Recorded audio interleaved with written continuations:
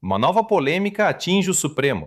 Após a divulgação de supostas mensagens envolvendo o ministro Alexandre de Moraes e o banqueiro Daniel Vorcaro, o gabinete do magistrado reagiu com uma nota oficial. Segundo Moraes, uma análise técnica dos dados indica que os prints que circulam não estariam ligados ao contato dele. Afinal, o que realmente mostram essas mensagens e por que esse caso virou mais um capítulo da disputa política em torno do STF?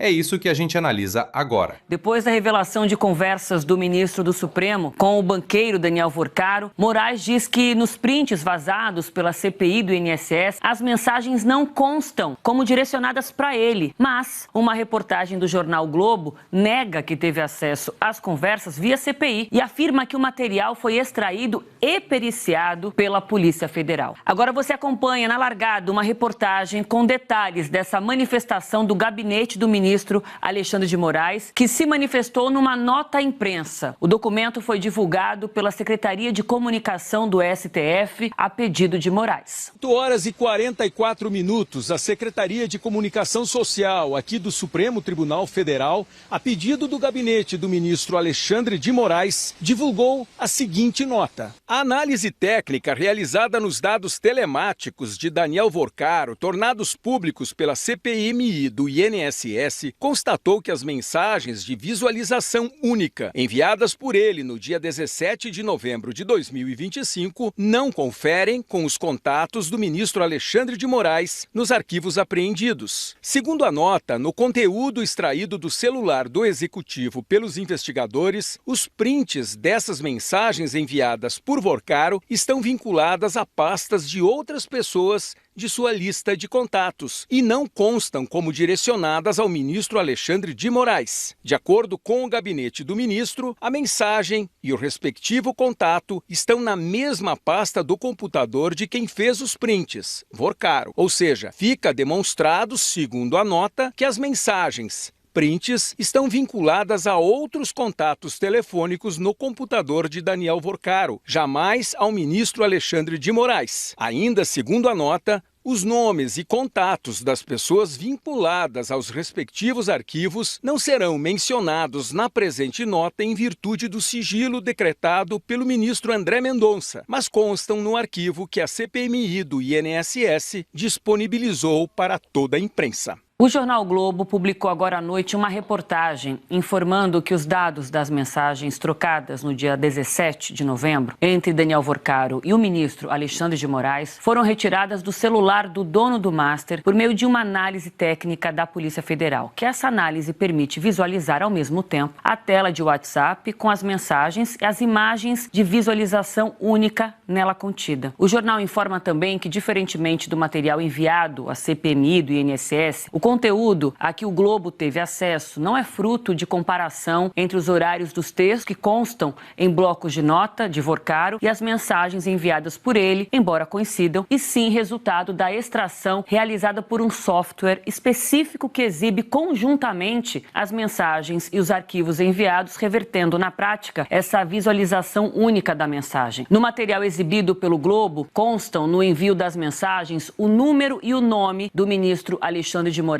que foi conferido e checado pelo jornal. O Globo informa ainda que, para proteger informações pessoais do ministro, o número de Moraes usado à época dos diálogos com Vorcaro foi coberto nos prints publicados nas edições impressa e digital da reportagem e que as informações foram checadas ao longo da última quinta-feira, dia 5, com fontes que acompanham de perto os desdobramentos do caso. O jornal Globo informa que o número utilizado por Moraes não só respondeu 4 vezes às mensagens de Vorcaro, com imagens de visualização única, como também respondeu com emojis de aprovação a primeira e a última mensagens enviadas. E agora à noite, agorinha, o presidente da CPI do INSS, que está no foco também, o senador Carlos Viana, do Podemos, publicou a seguinte nota numa resposta numa rede social. Em relação à nota divulgada pelo ministro Alexandre de Moraes, afirmando que a CPMI do INSS teria tornado públicas conversas envolvendo Daniel Vorcaro Vorcaro, é importante esclarecer que a comissão não divulgou qualquer material sigiloso envolvendo ministros do Supremo Tribunal Federal. A CPMI, continua aqui o presidente da comissão, sempre atuou dentro dos limites legais e regimentais. Por isso é fundamental esclarecer de onde surgiu a informação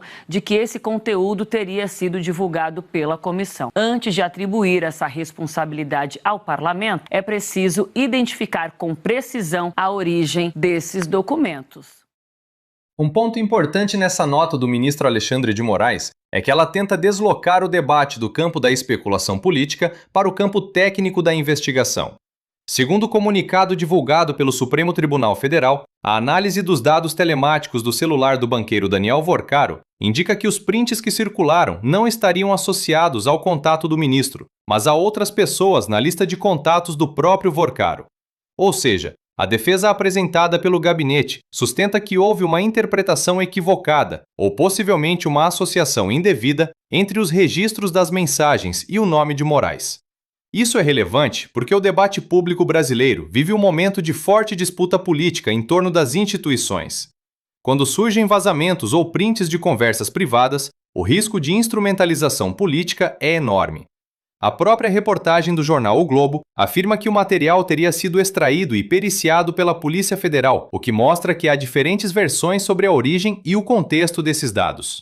Do ponto de vista progressista e institucionalista, o essencial aqui é defender dois princípios ao mesmo tempo. Primeiro, transparência e apuração rigorosa. Se há suspeitas envolvendo autoridades públicas, elas precisam ser investigadas com seriedade e base técnica. Segundo, respeito ao devido processo e à integridade das provas. Prints isolados, sem cadeia de custódia clara ou contexto técnico, podem facilmente gerar narrativas distorcidas. Outro elemento citado na nota é o sigilo decretado pelo ministro André Mendonça sobre parte dos dados, o que limita a divulgação de nomes e contatos. Isso reforça que a investigação ainda envolve informações sensíveis. Em síntese, a nota de Moraes tenta afirmar que não há evidência técnica de que as mensagens tenham sido direcionadas a ele. Em um ambiente político polarizado, a postura mais responsável é aguardar a análise completa dos dados e das perícias. O fortalecimento das instituições democráticas passa justamente por isso: menos julgamento precipitado e mais compromisso com fatos verificáveis.